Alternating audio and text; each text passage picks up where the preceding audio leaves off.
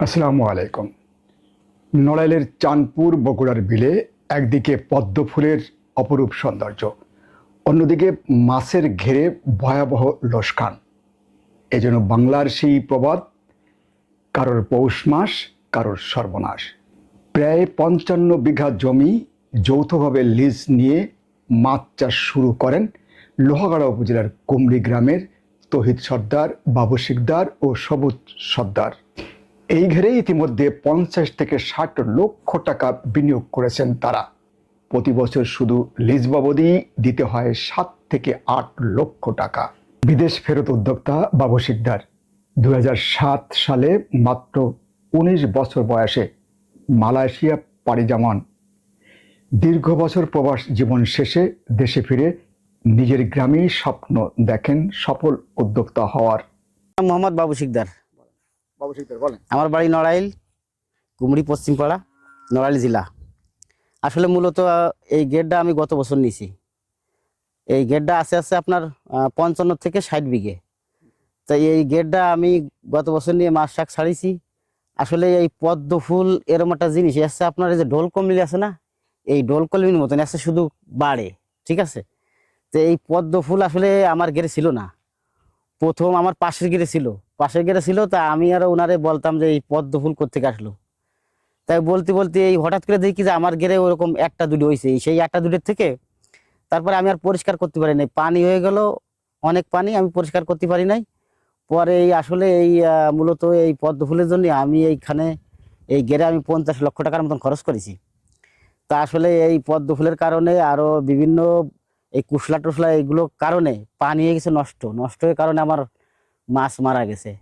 আমার আসলে আমি আসছি আপনার ৫ লক্ষ সাদা মাছ, ৫ লক্ষ আসছি আপনার চিংড়ি মাছ ছাড়িয়েছি। অর্থাৎ ১,০০০ চিংড়ি মাছের দাম আছে ৩,০০০ টাকা। এর আমি ৫ লক্ষ চিংড়ি মাছ ছাড়িয়েছি, ৬০ মন সাদা মাছ ছাড়িয়েছি। অর্থাৎ আপনার আছে রুই, কাতলা, গিলাস কাপ, সিলভার কাপ, তারপরে সাদা যে প্রকারের মাছ আছে আর কি, বিলাট কাপ, তারপরে আছে আপনার এই যে মিনার কাপ। এইগুলো দিয়ে আমি অন্তত ৬০ মন মাছ ছাড়িয়েছি। তা আমার এবারে সবকিছু দিয়ে খাবার টাবার দিয়ে এই গেরা আমার ৫০ থেকে ৬০ লক্ষ টাকা আমার খরচ। তা আসলে আমার মাছ শাক মরে তো আমি লসে আছি। নিজস্ব তহবিল থেকে শুরু করেন এই বড় মাছের ঘের ব্যবসা, কিন্তু প্রকৃতির ভিন্ন খেলায় সেই স্বপ্নে নেমে আসে বিপর্যয়।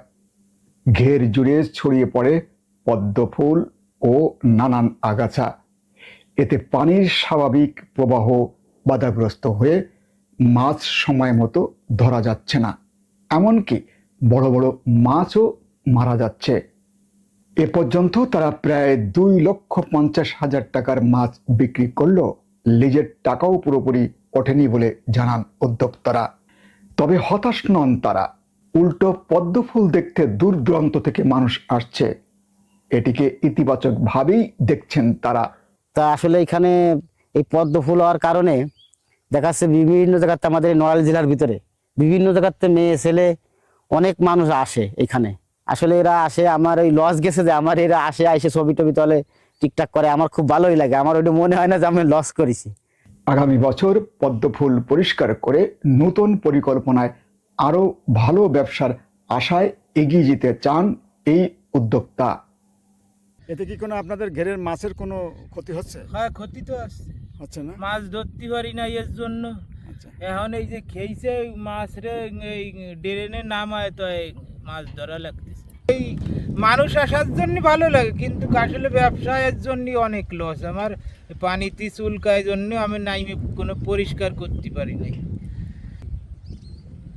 তহিদ ভাই চমৎকারভাবে হাসি দিয়েছে, কারণ হচ্ছে ওনার লস আসছে, তারপরেও ওনার ভালো লাগে, মানুষজন আসে। আপনারা কি এটা কি পরিকল্পনা করছেন, যেহেতু এটা অনেক ইনভেস্টমেন্ট নিচ্ছেন, যে এটা কি পদ্মফুল কি তুলে দেবেন এরপরে? হ্যাঁ, এরপরে তো তুলে দেবো, মাইরে ফেলবো। এভাবে রাখলে তো আমাকে মাছ চাষের জন্য অনেক ক্ষতিগ্রস্তর মধ্যে আছি আমরা।